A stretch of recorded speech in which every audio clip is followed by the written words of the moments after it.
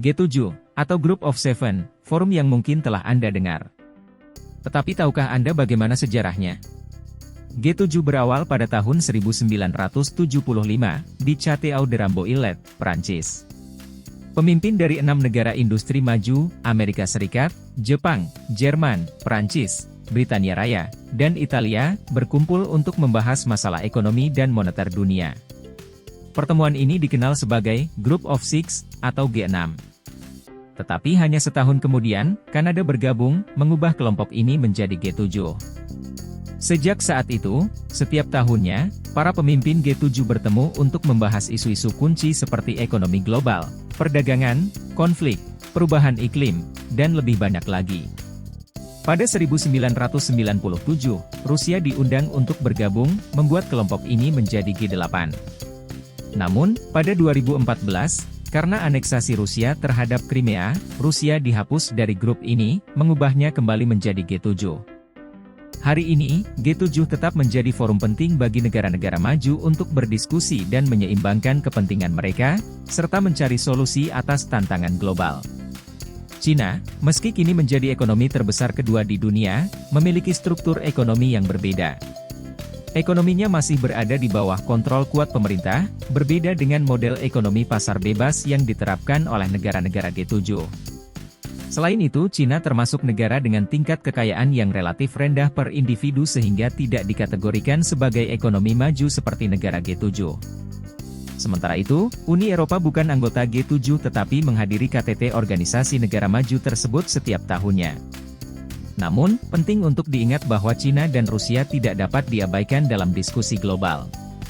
Mereka berpartisipasi dalam forum lain seperti G20, yang mencakup lebih banyak negara dan mewakili lebih banyak keanekaragaman dalam ekonomi dan sistem politik global.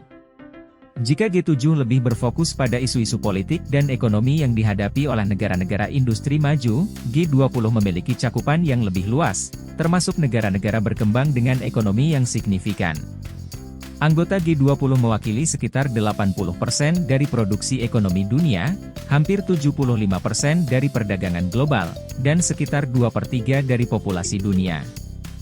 Dan bagaimana dengan negara-negara yang kurang maju atau miskin?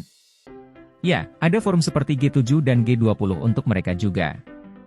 Group of 77, atau G77, adalah koalisi negara-negara berkembang yang bertujuan untuk mempromosikan kepentingan ekonomi anggotanya dan menciptakan kapasitas negosiasi yang ditingkatkan dalam PBB.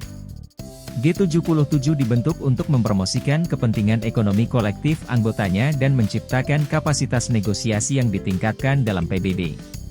Meskipun namanya adalah Group of 77, jumlah anggotanya telah berkembang menjadi 134 negara per September 2021, menjadikannya salah satu koalisi terbesar negara-negara berkembang di PBB, dengan anggota di Afrika, Asia, Amerika Latin dan Karibia.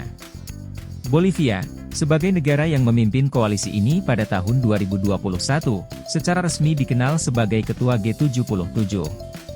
G77 secara khusus berfokus pada isu-isu yang berhubungan dengan pembangunan ekonomi, termasuk perdagangan internasional, pembangunan dan perlindungan lingkungan, dan pemberantasan kemiskinan. Kembali ke G7, tahun ini giliran Jepang menjadi tuan rumah, tetapi kepemimpinan KTT G7 berputar di antara ketujuh anggotanya.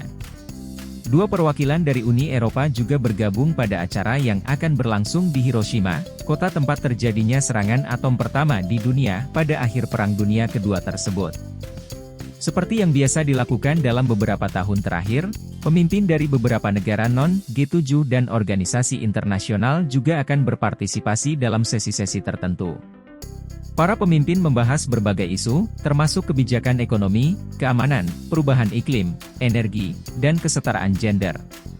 Tahun ini, pemimpin Australia, Brasil, Komoro, Kepulauan Cook, India, Indonesia, Korea Selatan, dan Vietnam diundang, seiring dengan penekanan Perdana Menteri Jepang Fumio Kishida terhadap pentingnya menjalin hubungan dengan negara-negara berkembang di Global South dan sekutu serta mitra Amerika Serikat, AS. Undangan kepada pemimpin di luar G7 dimaksudkan untuk memperluas kerja sama ke sejumlah negara yang lebih luas.